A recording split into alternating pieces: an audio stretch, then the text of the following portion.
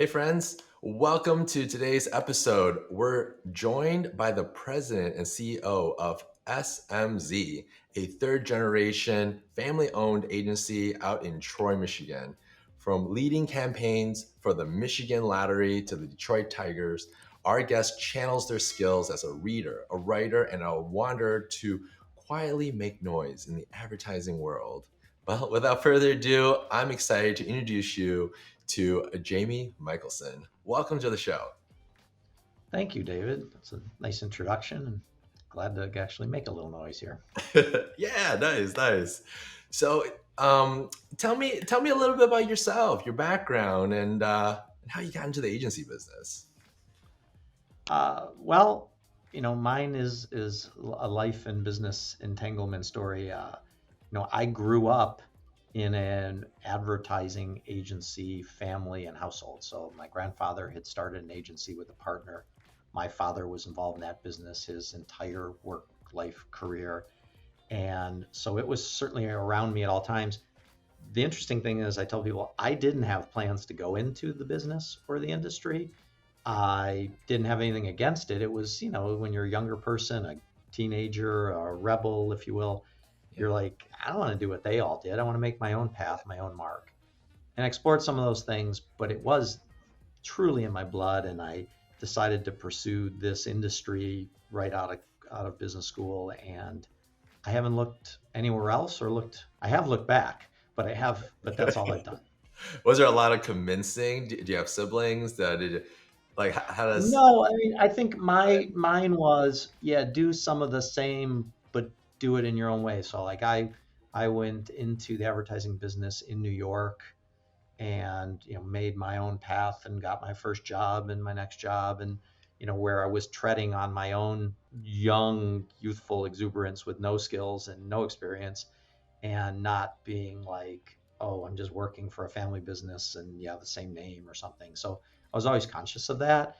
And then I kind of joined the business at a young age and it was too early. And I left and moved to Baltimore and did some work at another agency and then moved back to Detroit and then eventually sort of rejoined in a presidency role, like 15 years ago. So I Mm, call myself a Detroit boomeranger because I've left and swung back a few times yeah. proudly and then I've the others that are in family businesses because I do a podcast on that idea of generational businesses and their challenges and opportunities, and one of which is for people to get that experience outside of necessarily the family business. Yeah. So for the viewers that don't quite have near as much experience as you have, like 15 plus years in the agency world, can you take us back in time? What was the agency life like when you were starting off? We always talk. Everybody thinks the famous "this time is different." Those dangerous four words. Like I've been 35 years or something like that in work life and business, and a lot of the tools have changed, but sort of the principles haven't. So yeah, we had typewriters and telephones when I started, and we have smartphones and AI and all things digital as I do it at this point in my career. Mhm. But you're still having conversations about how do you build relationships? How do you connect with clients? How do you connect with the end consumer? How do you use the data and information to do, a message that's smart that hits the exact right person at that right sort of influenceable moment at a time? And so I just, I don't know. I kind of remind myself of that. Like these, there were even language that we use. You used to get a slip that was a message, and then we call a voicemail a message. Yeah. And so being in the communication business, I think you're really conscious of just how you communicate with the people you work with and the people you serve. Yeah. Can you think of one example where in the past, like the strategy or the tactic worked great? It's like it was knock out of the park every single time. But now it's just like it would not work whatsoever. Wow. That there are things that I remember that worked that wouldn't work now, probably because of speed and timing. So for example, if you remember, like when magazines, the front cover would open and open and open, it was a beautiful gatefold piece. Oh yeah. Well, you couldn't do that and have that appear the next day or in a digital billboard within hours. So there was just a lot of pre-planning for that. And so Yeah. if you were doing that for the holidays Ooh, and yeah. it was going to be gorgeous and make a statement, you had finished that in the summertime. So Yeah. that, I guess it would be those things now that, that when we did an outdoor billboard and it got printed, now it gets printed on vinyl, now it gets uploaded onto a digital board. So the lag and lead time for things made you be, just that much further out and maybe further ahead. A Mhm. great idea was still a great idea when it got executed and hit the market. It just Yeah. took more time to hit. Is that a fair example? Yeah. Yeah. Yeah. I mean, and Absolutely. I had a friend who was very big executive in the ski industry, and they used to live on those printed magazines with that glorious imagery in the magazines and Hmm. promote your trip to this place. But then it started to be, well, if you wanted to really push, you had availabilities next Thursday, you could do that next Wednesday. The media world changed because of sort of more stuff, more real time being brought to marketing, I guess. Yeah. Inventory management, yield management, heads and beds, butts and seats, those kinds of things where you can kind of flow with, driving business more immediately. Mm. Mm. Okay. Yeah. Makes total sense. Yeah. Thank you. Now, can you share some of your biggest challenges when you first, you know, joined your family business, and kind of like what was that dynamic like? What were some of the biggest challenges? So, by background, so our company is in its 94th year of operation. Wow. And there, at the time I joined, so we're at 2008, I think, 7, 8, we had some financial stuff going on in the Oh world. yeah. We had, I would say, a little bit more marketing decision leaders seemed to be much more enamored of like the startup, the just it's all about digital. You all are like dinosaurs, and anachronism because you've been in business a long time or too long. So you Yeah. had to like overcome that experience actually was worth something. Mm. And I think the biggest challenge is, how do you have that hunger, drive, excitement? Amazon calls it every day is day one or day two or Mm. something, right? Don't lose that entrepreneurial fight, fire, startupness, because you go like, we've made it, we're here. Uh, Don't and settle. so coming in, I would not say the place was complacent. I gave people warnings, including my wife, to make sure I never got complacent and rested. But we did have a little bit of, well, that's not how we do it here kind of Mm. stuff. And that Yeah. was about one of the only rules I had, was just to not have people use that phrase, Yeah. that's not how we do it. Because we're not perfect. We're still learning. And it was to be open to changing some things. And somebody said, I remember I heard, they said, oh, he's trying to change everything or something. I was like, it may have felt like I was trying to change a lot of things, because that's what it has to feel like to just change a few things Yes. in a place that's been around a bit. Okay. Okay. Nice. And how did you avoid like having that mindset? How did you change it? Was it as simple as like, okay, well, anyone that had that mindset, nope, you can't have them on the team anymore, or like I mean, or some solutions to I mean, that? what do they call it, Dave? They call it like the global financial crisis or whatever the initials are for that period of time. Not a Yeah. pandemic, but the other one of Yeah. magnitude. As a result, everybody was going through, you had to make some tough decisions. So, I mean, Yeah. I do think there was a time there where we had to figure out how to get a little leaner people wise. We had to figure out some other things to change, Mhm. and how to like grow and be more profitable. So the same thing every business was kind of going through. So it was really certainly not going to be complacent in that environment. When you got Mhm. kicked Yeah. in the Yeah. teeth Yeah. because you've lost a client or somebody's dramatically cut their spend, or Yeah. uh, you know, I guess the thing I've learned being more in leadership of an agency, and I'm sure a lot of listeners and our peers would say the same thing, is so much happens that's out of our control. Mhm. A global financial crisis, an acquisition of the client that you work for by a bigger organization. The leader of that place leaves for another opportunity. There's, just that single company has some financial super challenge. All of those things can affect our serving them in some way, Yeah. but it doesn't mean we fell short by any measure. We weren't asleep on the switch. We weren't not delivering, but we can still end up losing the business, the relationship, the revenues because of all those things. And you can't control those. Yeah. So yeah. you do kind of really stoically learn to try to control the things you can control. Okay. Or it'll make you crazy trying to control the Oh things you can't. yeah, absolutely. Yeah, you wouldn't be able to sleep at night, right? Right. Now, what would you say? What advice would you give someone who's thinking about starting their agency today? I guess I would just, I know it sounds like Simon Sinek. Why? Why do that? And I don't mean why, like, don't get in the business. I would Okay. just really be interested in what they're driving. Like, where do they see the space that they're going to carve out, the thing they're going to do that's different, better, sharper than the industry? Because it's not commoditized, but there are a lot of marketing, communications, branding, idea, data management. Like the beachhead seems to be really covered, Yeah. and in its services and its people and technology so applied. So it's really hard to carve out like an ownable thing that's going to have lasting power. So I will applaud someone who has some idea like that and like, wow, never thought of that. And you've got a room to run with that. But at the same time, as years ago, when somebody says, I'm going to be a social media agency, well, then that, in a few short years, that just becomes oxygen. And then you don't have anything, or, it's nothing special to hang your hat on.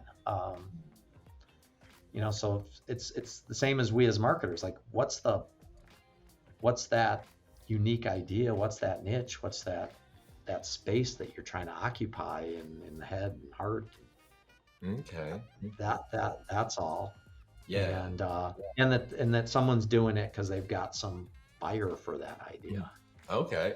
I would not wade into the industry meekly. Yeah. What would be? This might be confrontational, but what would be bad examples of why they should start an agency? I'll start with one. I don't like my current boss. I don't think I personally. I don't think that's it out. Right. The proverbial, I'm tired of working for the man or the other. I mean, a lot of businesses are started by people who, want to be their own boss, want to work for themselves. Yeah. But yet most people aren't wired that way. So you start just with that willingness to take the risk. And I'm not the entrepreneur. I am not the founder of a company. I am the steward of something that's been around a while, but I have to try to find those same tangible qualities that the original entrepreneurs have to keep a place going. I think you got to have some of that same sort of makeup. Well, I mean, personally, I think you're absolutely an entrepreneur, because even though you've taken on establishing business, it takes a level of endurance and skills and abilities to not only sustain but grow, right? So if you say you don't have any entrepreneurship, that's not a true statement, right? You're not an entrepreneur. That's not true. I'd say you're 100% entrepreneurial. But to your question about what, that person, what would advice to be if someone's saying they have an idea to start a business? Well, first off, a lot of people have ideas for business. They say it all the time. Well, I had that idea, when it became Airbnb, but somebody else had the idea and executed it. So if they've got the idea and they're like putting heart, soul, blood, sweat out there, and they're going to like try to make that idea work, again, applaud that. Yeah. But then they're going to have to be willing to wade through some stuff, because it rarely, what's that great expression? Oh, they're an overnight success. It only took them 11 and a half years. Yeah. Yeah. So I Exactly. think things take, the advice would be that things, you asked me about rejoining this firm, and a friend of mine who runs another agency gave me, he said, you might have like a 5-year plan for stuff and know that it's gonna take more time than you think to do the things you want to do. Nice. Which is a kind way of saying most of us are wired a bit impatiently, and you got to have some patience. Yes, yes. Patience, endurance. Yeah, I 100% agree. Mhm. Um, so now let's look at the current, like the Okay. present day. Um, what um, what has worked really well, from a day-to-day strategy, growth of your agency? One of the things that's worked at our agency is we're a full service agency. We like to say accent on the full. And so that means we have clients where we're like an agency of record, and we do strategy, creative, production, media, communications in all forms, and really deep relationship with a brand. We have others where we're very just much focused on like that strategy, creative production of Mm, the sexier part of the business, right? yeah. Creative, the ideas. And then we have a fair number of clients where we're like media agency of record and very focused on planning, buying, and optimizing that spend. Mm, And by having those sort of three different areas, all that connect up, they're great entry points or starting points for relationships that can expand or grow or stay focused on that. But that's given us a little bit of diversity within a super competitive business that not all of our brethren do or have, or mm, that others, and under one roof. yeah. And so that has proven to help us be resilient through, some tough stuff over the last bunch of years, and generate some organic growth at the same time. Yeah, yeah. So when you say like other, agencies and brethrens, do you see them mostly start just specializing in just one area and say, all right, we don't want to be that full service because the full service agency there's a lot of upkeep, right? A lot of resource management to maintain. But it's rare, and there's certain clientele, right, that do need that. Hey, we need that option to be full service, even though we started off as one subset of your services, your subset of your offerings. Yes, I mean, I like and I try to know what our competitors are doing, and most of them actually we have decent relationships with. Hmm. Everybody has their own model. There seems to be more drive by outside consultants, drive by people leading businesses to be more specialized and focused. And we like to say we're not generalists, we're multi-specialists. So Yeah. we have some categories that we know really well, and we have some areas of the business we do and staff and have case studies and passion for. And then there's things that we've chosen not to do that clients would bring someone else to the table and do or do internally. Uh, and then, clients that we serve have pretty robust internal teams, groups, things Yeah. that they do. So you have to really sync up and mesh with that. Hmm. Uh, so no, it's just it happened. I mean, I think the we secret strength of our agency is the media part of it, the planning, the buying, the management of that spend, and that is where the significant dollars are for brands and businesses that invest in all things advertising. So Hmm. you got to have that discipline all the way flow through to your accounting and finance department and the systems. And we like it, and we're going to stay at it. Nice, nice. I think it's got runway still. Yeah, I yeah. don't know long. You ask about vision for soup. I don't have a crystal ball. I you know, I don't pretend to be a visionary. I like to think about what might be coming, but Yeah. I do think there's still, like I say, we've been around a long, long time, and I do think some of our better days are still ahead of us. We're getting good at some things. Yeah, yeah, it's actually quite exciting. Now, before we move into the future, what about like some of the biggest challenges? What are some of the biggest challenges that you and the agency's facing? I mean, the challenges I often think about are really like decisions around things you do or don't do. Hmm. So stuff can come along, and in the moment, seem like the hot thing, and you go, is that something that's a flash fad hot thing, like years ago when Google had the Google Glass or Oh something? yeah, There those was are a so whole business cool. to do. They were, but and yet, email was never the most exciting thing, and we still use it immensely. Oh And yeah. so now, you can't go 12 minutes without talking about AI. What Hmm. is that one? And what's the next one of that? So where Yeah. do you put a lot of chips of both people and technology into building a practice area or really doing something with, where which things do you just go, we're going to sit and watch and see how that plays out? So, I mean, easy answer to you would be, it's about talent. Yeah, of course it is. It always has been. I mean, the people you have, the people you're trying to retain, the people you're trying to get to fill spots, and it's we're always gonna have that. Yeah. I mean, it's just, I believe human capital is gonna be around a long, long time in the business. That we're not all getting replaced by machines. We're gonna figure out how to use these other tools. Mm-hmm. Mm-hmm. Yeah, yeah, yeah. So yeah, just find the right talent, not not just jumping on the next shiny object. Having that Right. shiny object syndrome, and just really find the best talent is always been a challenge. And yeah, I We, agree. we, we were in a pitch recently, a stand up part of the presentation process or the RFP process, and we were talking with that business group about that thing years ago that we used. You and I have talked about it. Called, the acronym was GMOOT, GMOOT. Get me one of those. Clients would be like, I need to remember in the early days. I need a website. I need a viral video. Oh yeah. I need an app. I need a whatever. And all we ask, we use this big phrase here at our agency: listen, think, do. It's like, that's fine.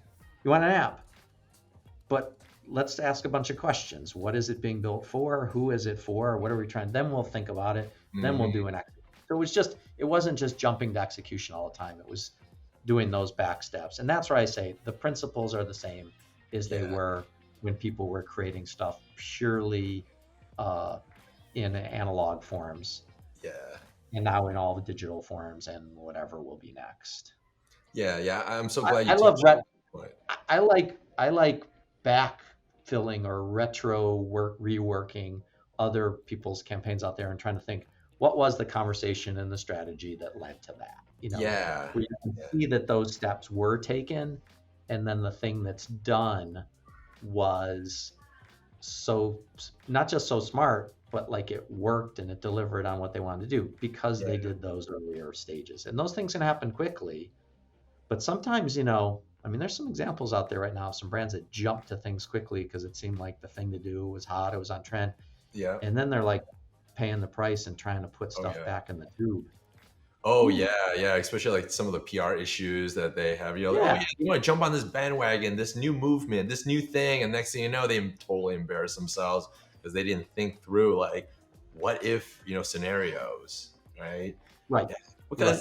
because that's not fun, right? That's not sexy, but it's so important work that needs to be done, right? Just got to plan, gotta have that a little bit of foresight. Like, okay, what if they did this video? Will it deter their main audience, right? and I Yep, and I think we all understand, if you're watching this video now, fairly recently, we all know what that was, the whole fiasco with that. sure, Um, sure. so yeah, Yeah, just no, what if's a good, you can what if something to death, but you can sometimes just ask, what if this happens? Like, we don't want to be lawyers about it because we'll never do anything. We'll be scared of well, writing. yeah, yeah, but at least spend some time evaluating, not just jump right into, yeah, mobile app, right, new website, new thing, but Sure. why, right? What's the reason behind it? Yeah, I love that. So now let's look into the future. Okay. What where do you what do you see the future agency? What do they look like? Is it going to be the same? Is it going to be different? I mean, I'm reading articles about like AI taking over all the jobs, especially all the creative ones, and now the writers are on strike.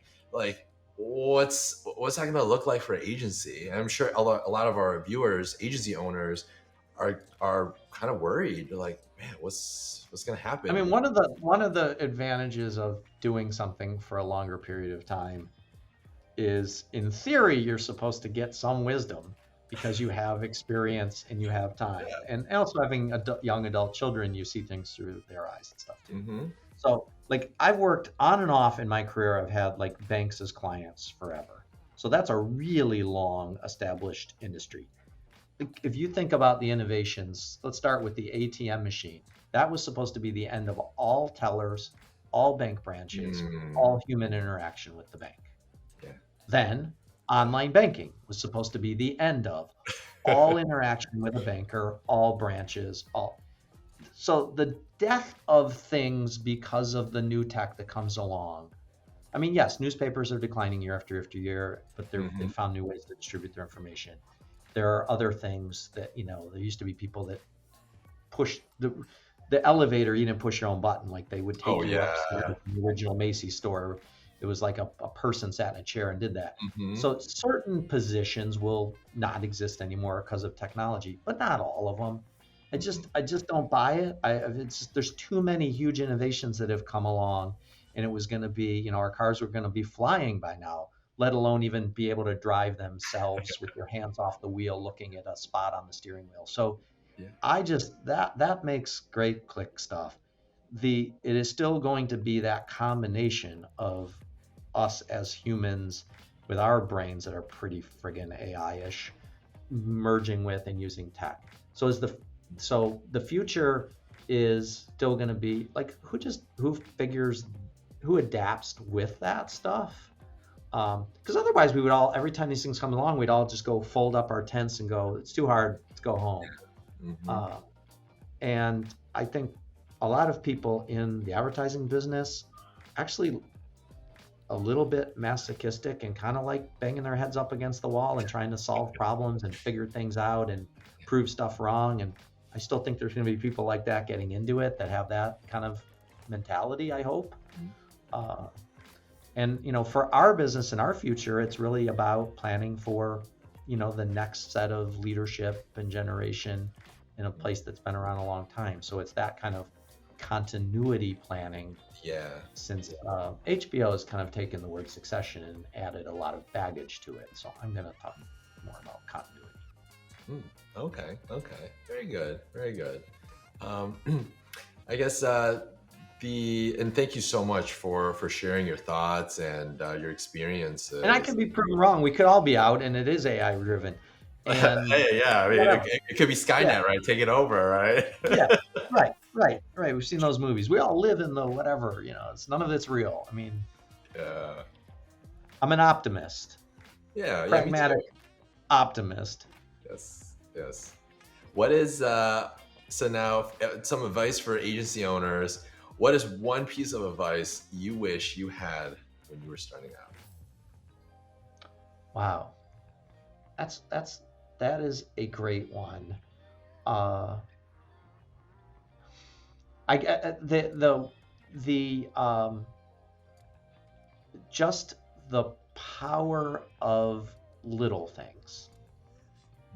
I think you get into this business and you tend to think that it's about, the big idea and the big picture and the case study that's the cover of the trade magazine. And I thankfully had a management supervisor who sat me down and said, it's good you have some of that big picture, but whether it's God or the devil, like it's in the details. And so it's how big little things can be and become. And it actually was a theme of a presentation we did recently. Like just a handwritten thank you note to someone and how much it can matter and make a difference.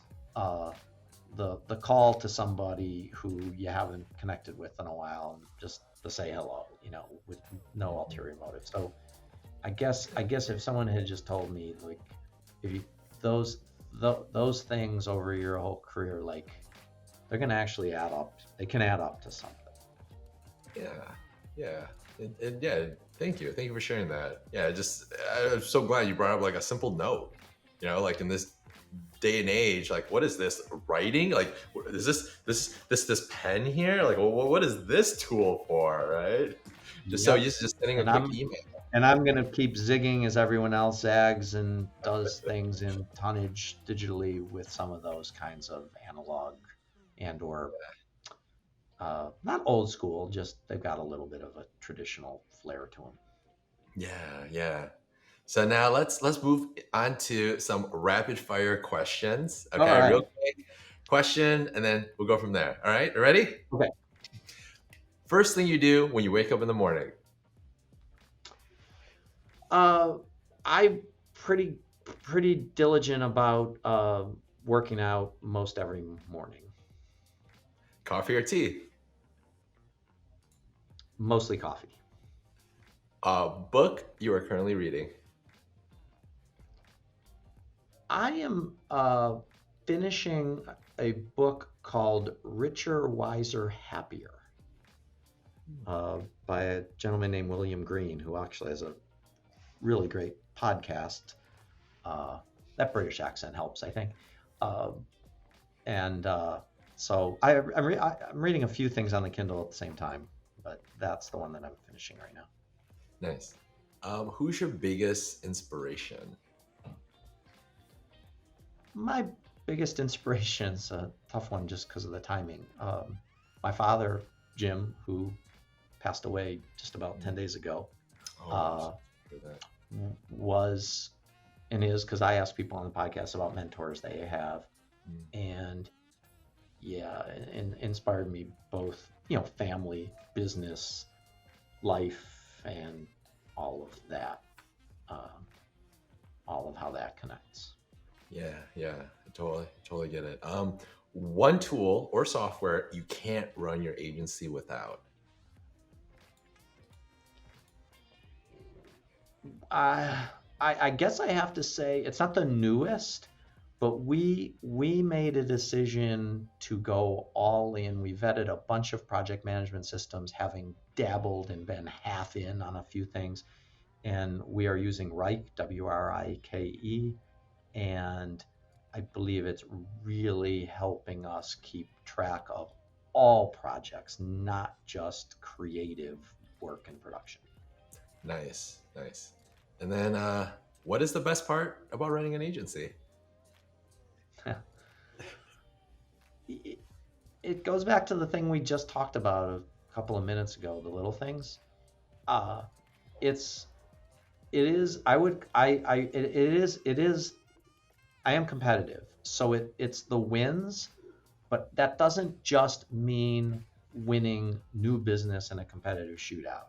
It's whatever you could call winning the week, or something you did that won the day, like those again, those little things you do where they add up, and you get a note from a client that you just launched 6 campaigns and what normally takes for them to launch 1, or you somehow put something together and solved a problem that almost seemed like it couldn't be done in that window of time and done well. So it is just, and then it's generally it's the team that did those things. Yeah. And I'm celebrating that work that they all did, and the culture and environment for that to happen. I probably would have mucked it up if I were in it more. So Me too. yeah, so it's just like a proud parent, when you see, quote, your kids grow and do something great, I mean, you beam. Yeah. And you got to remember to tell them sometimes. Yes. Love it. Love it. Where can our listeners find you online and get in touch with you? So the agency website is smz.com. Under our blog and our insight section includes links to the podcast that I do called Generation Excellence. That lives on all your favorite podcast places. So that's really focused on, these longstanding legacy generational businesses and some of their issues and challenges. But also the blog includes some offbeat things that I send out every 3 or 4 weeks in an email form, just kind of thoughts about life and work. And so through the agency website, through the podcast, I'm on I'm on LinkedIn as well, Jamie Michelson at LinkedIn, whatever the exact handle is. And No, I no worries. occasionally lurk on the I occasionally lurk on the other social platforms and see what people are doing, but I'm not the super most active person there. Okay. Okay. Well, not a problem. And for those that are listening and driving, no worries. All the We'll put information will be down below in the show notes. in the And notes. Yeah, thank you. yes, yes. No, And again, I'd love to have people check out some of the things that we're putting out, both as an agency and that I'm trying to do to educate myself. And I appreciate you, David, doing the same to try to help yourself learn and get some tips and tricks, but sharing, sharing that knowledge and sharing the wealth. thank you. And thank you so much for being on here. Wealth of knowledge, ton of golden blocks, or not even nuggets, but golden blocks of experience and knowledge. And so thank you for sharing that with us. And for our viewers, friends, and hope you enjoyed this episode, and we will see you next time.